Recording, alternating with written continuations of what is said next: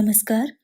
आयुक्तालय के YouTube channel ज्ञान सुधा पर हम सतत प्रतियोगी परीक्षाओं हेतु सामग्री जुटाने का प्रयास कर रहे हैं और इसी क्रम में हम बात कर रहे हैं हिंदी भाषा, साहित्य और काव्यशास्त्र के विविध पक्षों की और हम अध्ययन कर रहे हैं कामायनी के जिसके की चिंता, श्रद्धा, लज्जा और आशा जो सर्ग हैं वो पाठ्यक्रम में समावेशित हैं।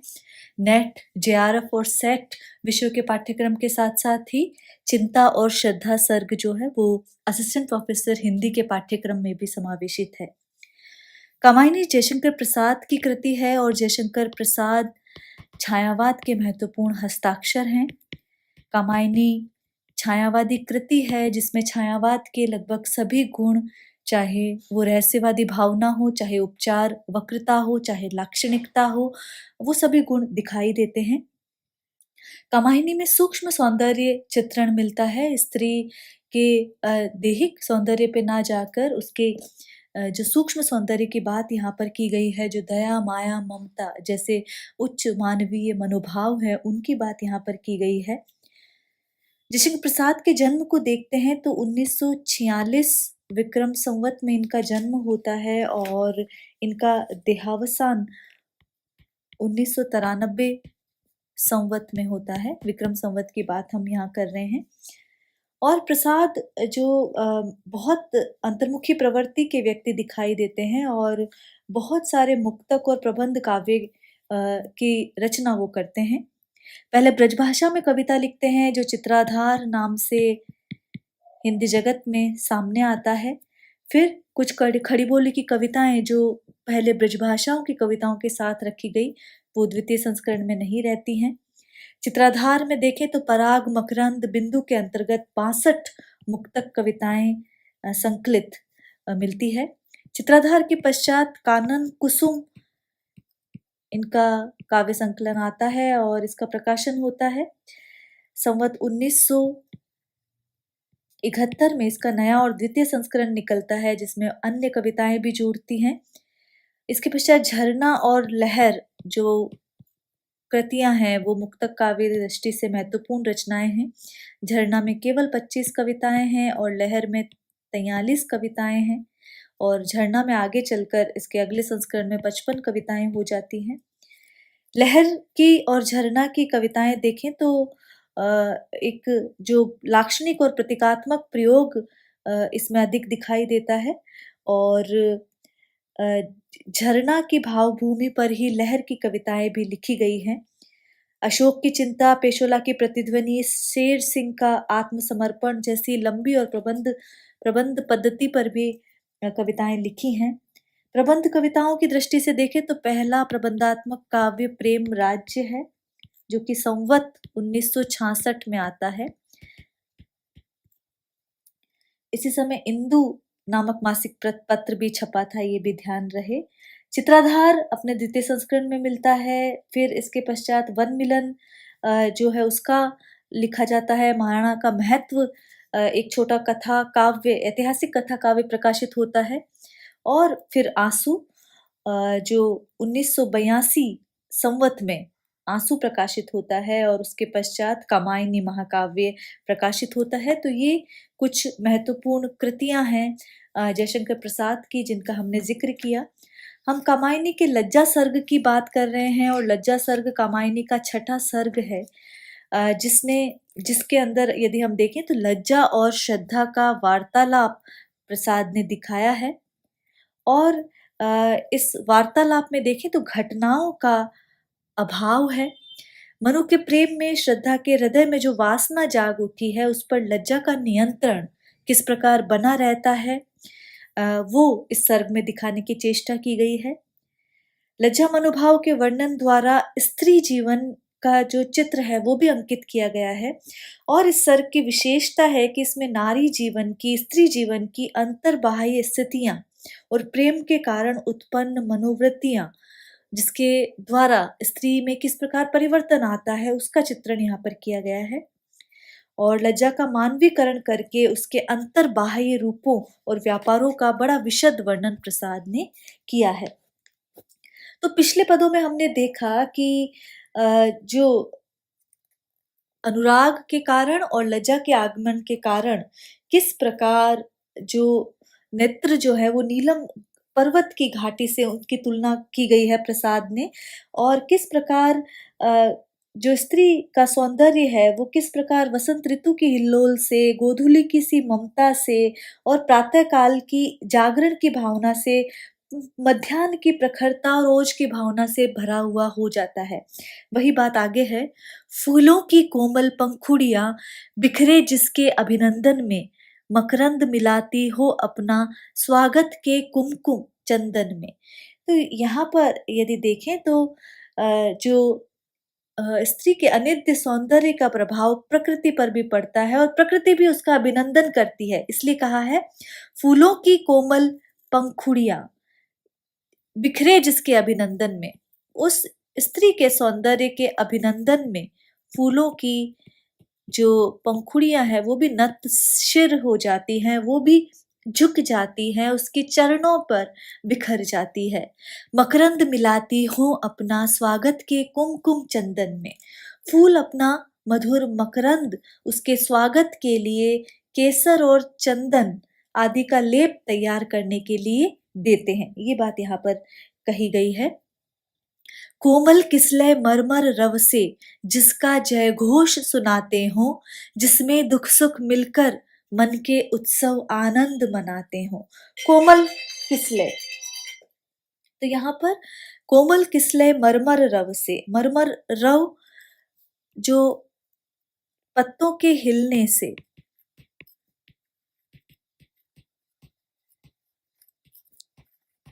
जो मरमर रव है, मधुर शोर, मधुर मरमर ध्वनि होती है, पत्तों के हिलने के स्वर को मरमर ध्वनि कहा जाता है। तो यहाँ पर कोमल किसलय मरमर रव से जिसका जय घोष सुनाते हो, किसले जो पौधों की नवीन, वृक्षों की जो नवीन पत्तियां हैं वो किसले हैं। तो यहाँ पर कवि ने सौंदर्य को सर्वत्र विजयी बताया है। वहीं ये कह रहे हैं कि प्रकृति भी जो यौवन के सौंदर्य को स्वीकार करती है और सौंदर्य में विषमता को तनिक भी स्थान नहीं है, वहां सुख और दुख मिलकर एक हो जाते हैं।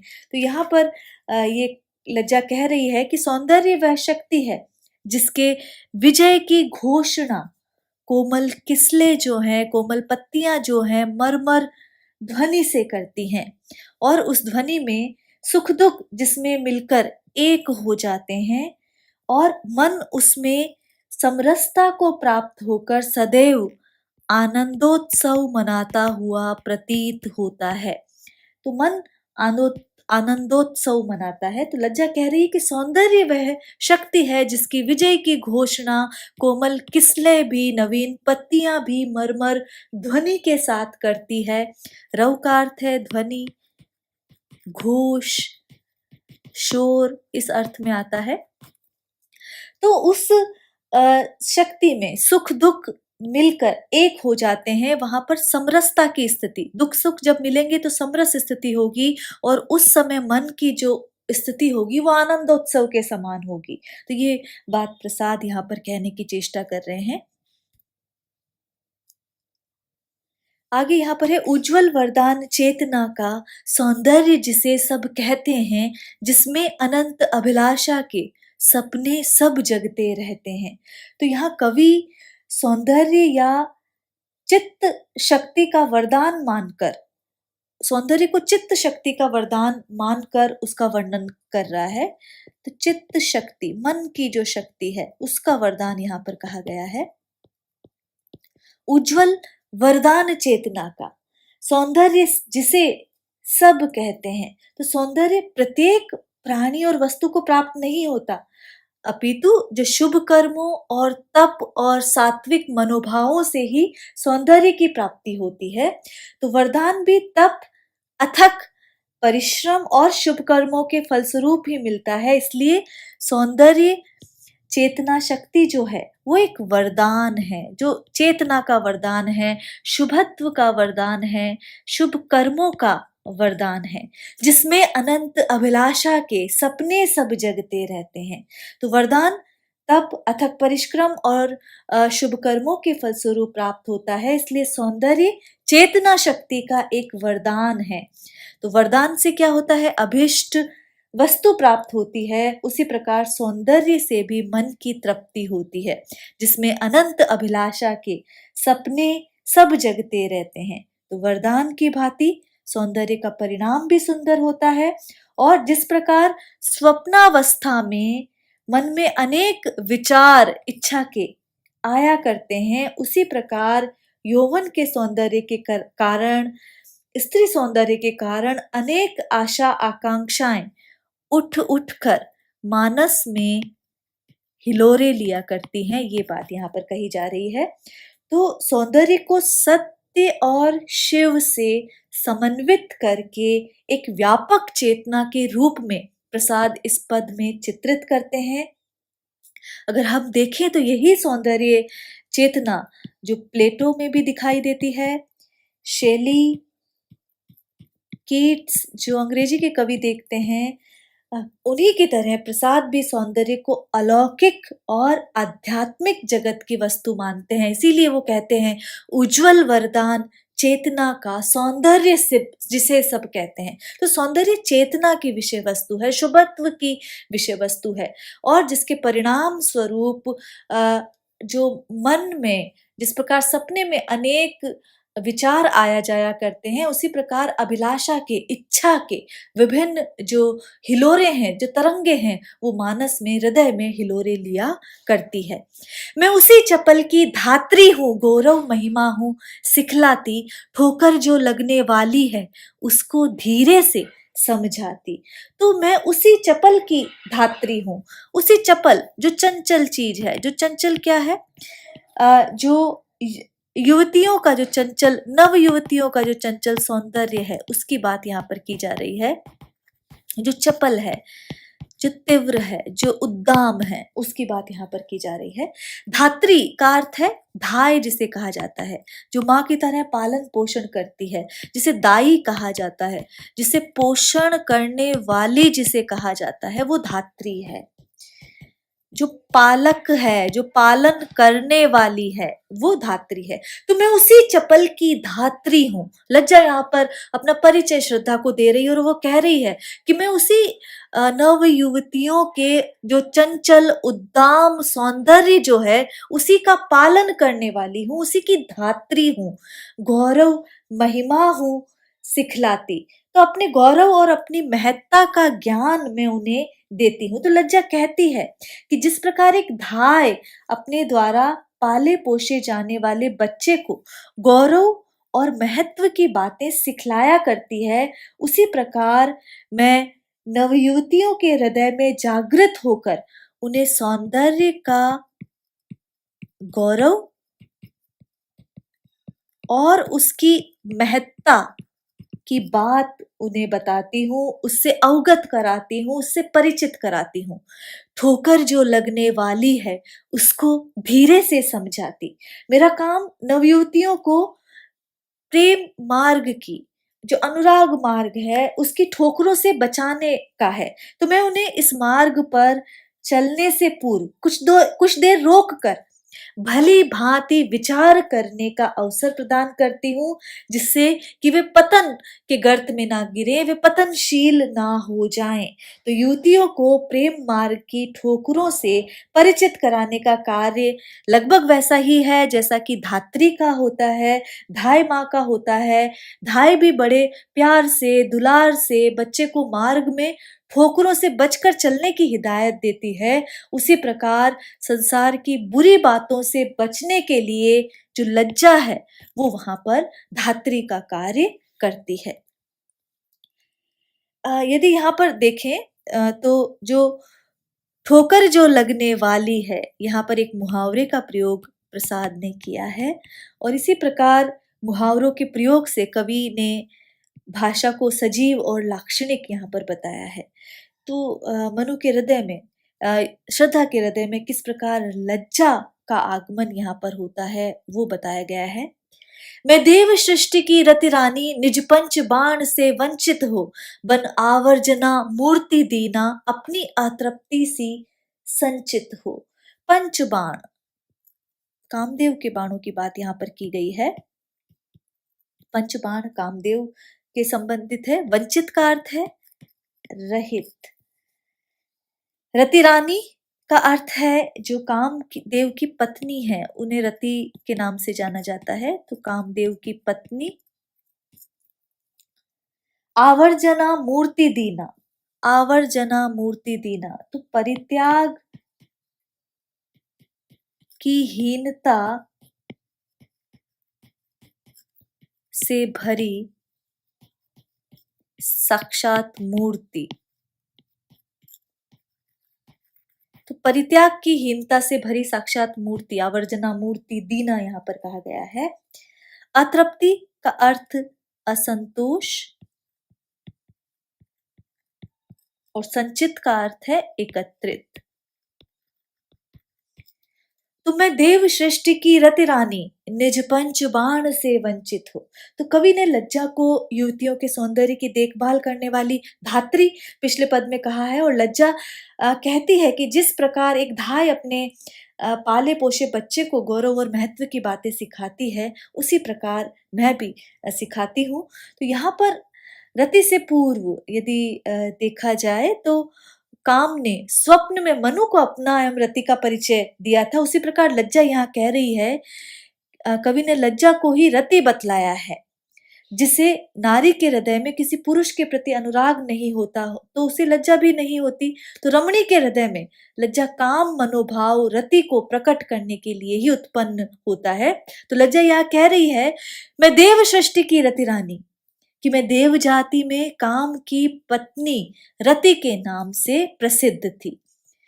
प्रलय में देव सृष्टि समाप्त हो गई और मेरे पति काम भी पंचबाण से वंचित हो गए, अर्थात अनंग हो गए।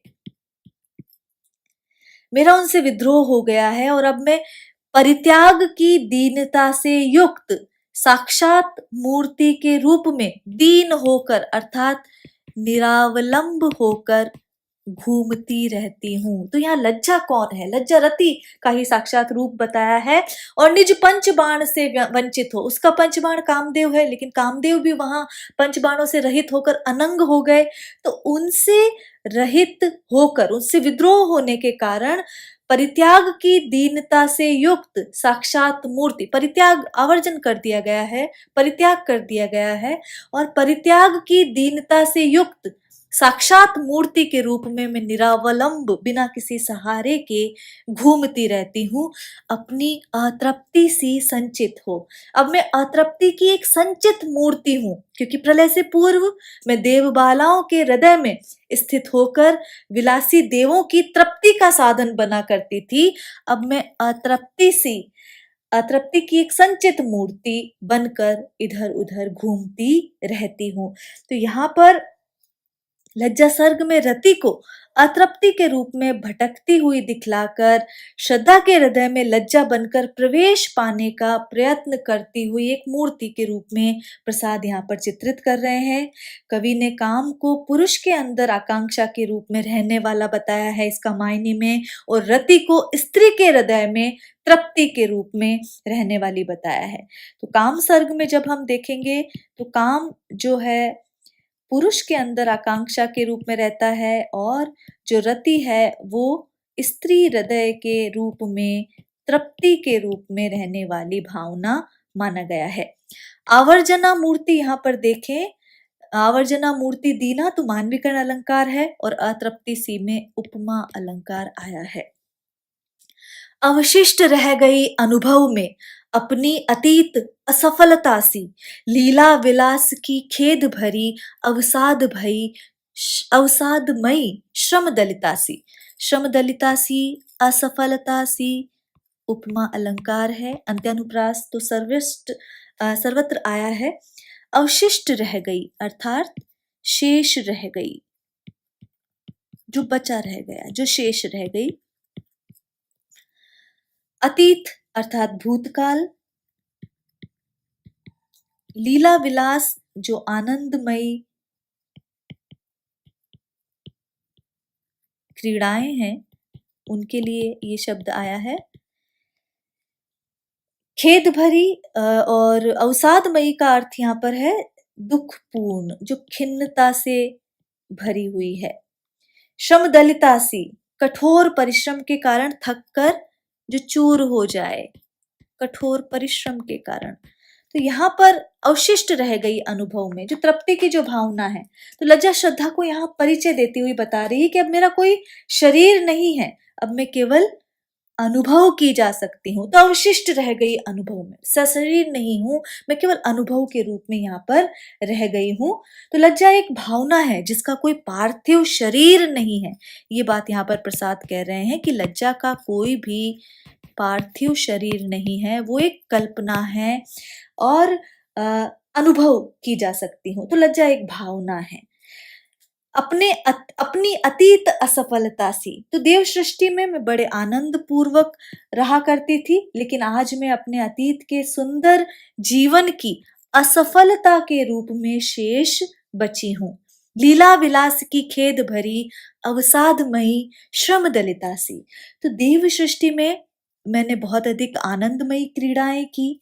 देव सृष्टि के नाश के साथ वो भी खेद भरी हो गई हैं, वो भी समाप्त हो गई हैं। तो आज मैं विवश होकर शांत रहती हूँ। अवसादमयी श्रम दलिता सी, देव सृष्टि का नाश और काम क्रीड़ाओं से विमुख होना मेरी असफलता है। अब मैं खिन्नता, खेद और अत्यंत थकान से युक्त एक नायिका के समान हूं, जो कि अत्यधिक विलास के कारण उससे खिन्न और थकी हुई सी दिखाई देती है। तो यहाँ पर उपमा अलंकारों का प्रयोग हम देख रहे हैं, दोनों छंदों में उपमा अलंकारों का प्रयोग है। लज्जा के दो प्रमुख कार्य यहाँ पर उल्लेख किए हैं कि पहले तो वो युवतियों को शालीनता की शिक्षा देती है, दूसरे उन्हें प्रेम मार्ग पर अबाध गति से बिना सम्यक रूपेण विचार किए आगे बढ़ने से रोकती है। और आगे जो बता रही है कि लज्जा किस प्रकार एक मनोभाव है, किस प्रकार एक अनुभव में शेष रह गई बात भर है, किस प्रकार अतीत की असफलता भर है, किस प्रकार वो लीला विलास से युक्त जीवन जीकर बाद में अवसादमय हो जाती है। ये सारी बात यहाँ पर प्रसाद बताने की चेष्टा कर रहे हैं। मैं रति की प्रतिकृति लज्जा हूं, मैं शालीनता सिखाती हूँ, मतवाली सुंदरता पग में नुपुर सी लिपट मनाती हूँ। तो मैं रति की अनुकृति लज्जा हूं, तो मैं कामदेव की पत्नी जो रति है उसी की प्रतिकृति अर्थात प्रतिछाया हूँ, उसी की कॉपी हूँ, उसी की अनुकृति हूँ। अपना परिचय यहाँ पर दे रही है। तो मुझे ही अब दूसरे नाम लज्जा से अभेद किया गया है। मैं शालीनता सिखाती हूँ, मैं नव युवतियों का नियंत्रण करती हूँ जो कि यौवन के मद में उन्मत्त हो जाती हैं, उन पर मैं नियंत्रण कर उन्हें शालीनता सिखाती हूँ, जो किसी कार्य को बिना विचारे करने को उद्यत रहती हैं, उन्हें मैं सोच विचार का अवसर देती हूँ। मतवाली सुंदरता पग में नुपुर सी लिपट मनाती हूँ।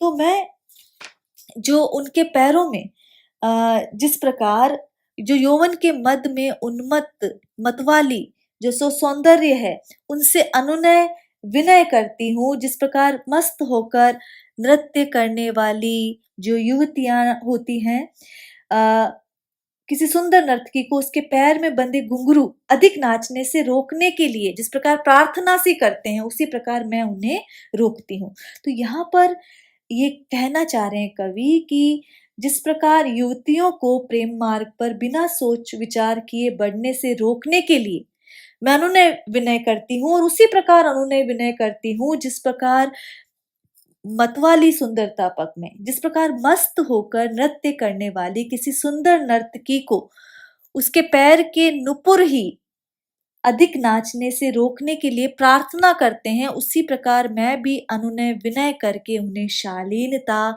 सिखाती हूँ। उपमा अलंकार है यहाँ पर, साथ ही मानवीकरण अलंकार आया है और अंत्यानुप्रास अलंकार का प्रयोग यहाँ पर कवि कर रहे हैं। लाली बन सरल कपोलों में आंखों में अंजन सी लगती, कुंचित अलकों सी घुंघराली मन की मरोर बन कर जगती। उपमा अलंकार दोनों पंक्तियों में। लाली बन सरल कपोलों में, सरल का अर्थ यहाँ पर जो सुकुमार कपोल हैं उनकी बात यहाँ पर की जा रही है, जो कोमल कपोल है। कुंचित अलकों सी, कुंचित अलकों सी, अलके बाल को कहते हैं, कुंचित जो उलझे हुए बालों के समान यहाँ पर बात की जा रही है।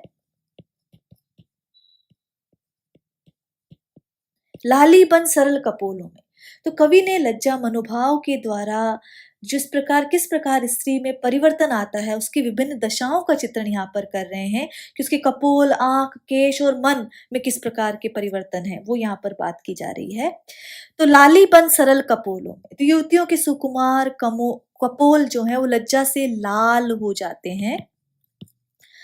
आंखों में अंजन सी लगती, और आंखों में लज्जा स्वाभाविक कालिमा के समान प्रकट होती है, इसलिए काजल की भांति लज्जा से युवतियों के नेत्र अंजन से रंजित दिखाई देते हैं। अंजन, रंजन, अंजन से रंजित, अंजन युक्त दिखाई देते हैं। कुंचित अलकों सी घुंघराली, मन की मरोर बनकर जगती, तो युवतियों के सचिक्कण एवं घुंघराले बालों में लज्जा उनके घुंघरालेपन के रूप में प्रकट होती है, क्योंकि युवतियों की लटें उनके लजाते समय और भी मोहक प्रतीत होती है। तो मन में लज्जा मरोर का रूप धारण करके प्रकट होती है, क्योंकि लज्जा उसी के प्रति उत्पन्न होती है जिसमें अनुराग होता है, और जिसमें अनुराग होता है उसके प्रति मन में अनेक जो प्रेमल भावनाएं हैं वो हिलोर के रूप में, मरोर के रूप में उठा करती है। तो ये बात यहाँ पर कही गई है। लज्जा की लाली, अंजन घुघराली, यहाँ पर देखें तो मालोपमा अलंकार आया है और अंत्यानुप्रास अलंकार का प्रयोग है। चंचल किशोर सुंदरता की मैं करती रहती रखवाली, धात्री पहले ही कहा है धात्री, तो मैं चंचल किशोर सुंदरता की मैं करती रहती रखवाली। लज्जा कहती है मैं नवयुवतियों के हृदय में उत्पन्न होकर उनके सौंदर्य की, उनकी सुंदरता की रखवाली करती हूँ। मैं वह हल्की सी मसलन हूँ जो बनती कानों की लाली।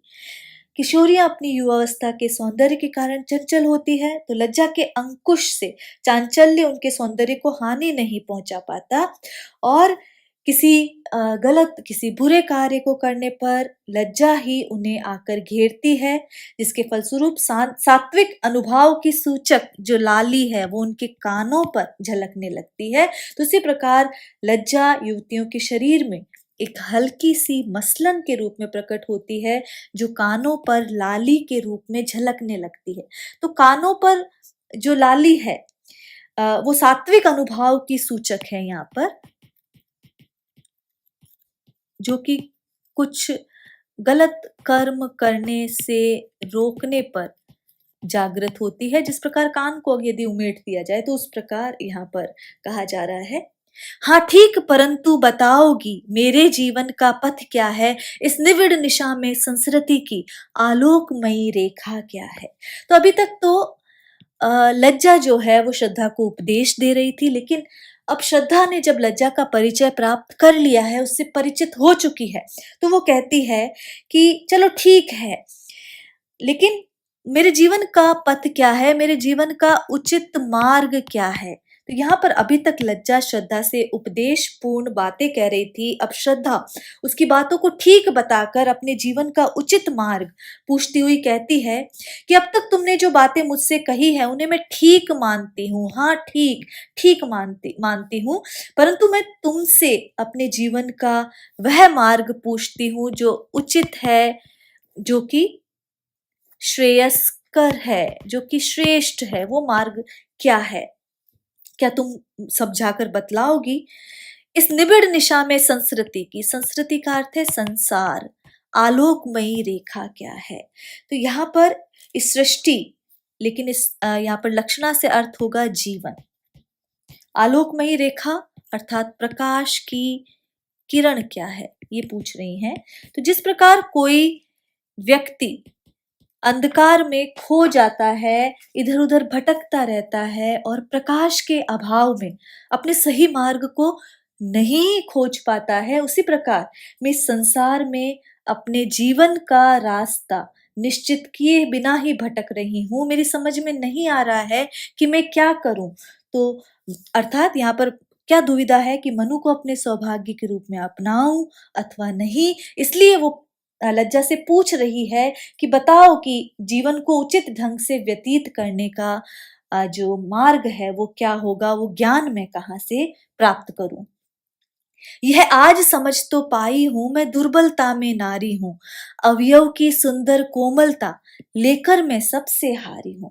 आगे इन पंक्तियों में कवि ने पुरुष की अपेक्षा नारी को किस प्रकार अशक्त बतलाया है वो यहाँ पर कहा जा रहा है, और उसके अंगों को भी बहुत अधिक सुकुमार और कोमल यहाँ पर बताया है। तो श्रद्धा से कहलवा रहे हैं कि मैं ये आज निश्चित समझ गई हूं कि नारी पुरुष से दुर्बल होती है, उसमें पुरुष के बराबर शारीरिक बल नहीं होता।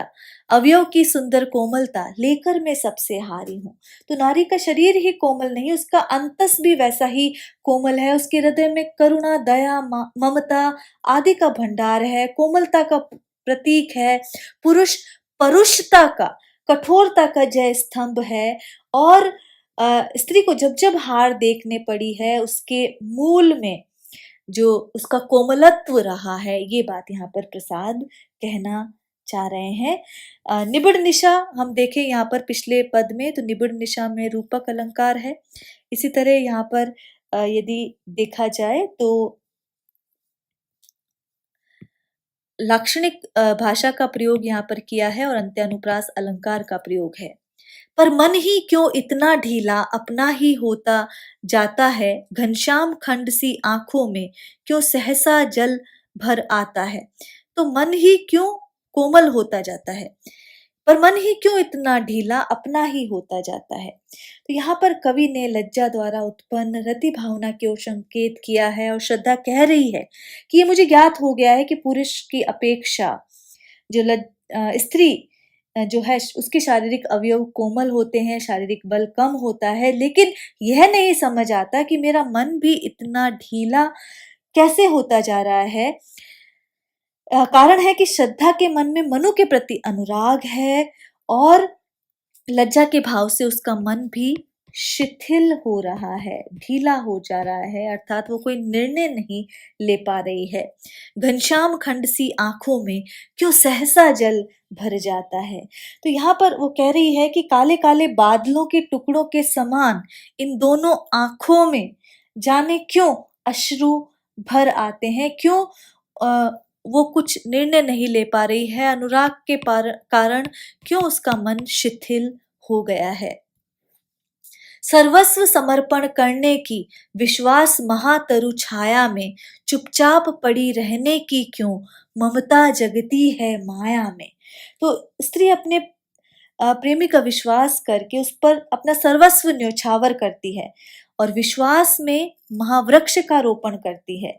यहाँ पर करके इस बात को समझा रहे हैं प्रसाद कि स्त्री के मन में प्रिय का विश्वास प्राप्त करके ऐसी ममता उठती है कि वो अपना सर्वस्व न्योछावर करके उसके जादू में, उसके मोहपाश में उस प्रकार पड़ी रहना चाहती है जिस प्रकार धूप से पीड़ित व्यक्ति किसी महावृक्ष की छाया में उसका सुख प्राप्त करना चाहता है। उसी प्रकार अपने सर्वस्व को उस विश्वास तरु में, उस विश्वास रूपी वृक्ष के न्योछावर स्त्री कर देती है। चुपचाप पड़ी रहने की क्यों ममता जगती है माया में। तो अभिप्राय है कि श्रद्धा आप मनु का विश्वास प्राप्त करके उसको अपना सर्वस्व न्योछावर करना चाहती है। तो यहाँ पर रूपक अलंकार है, विश्वास में महावृक्ष का रोपण यहाँ पर किया गया है। छाया पथ में तारक द्युति सी, छाया पथ का अर्थ है आकाश गंगा, तारक द्युति तारों की ज्योति, झिलमिल करने की मधु लीला, आनंदमयी क्रीड़ा।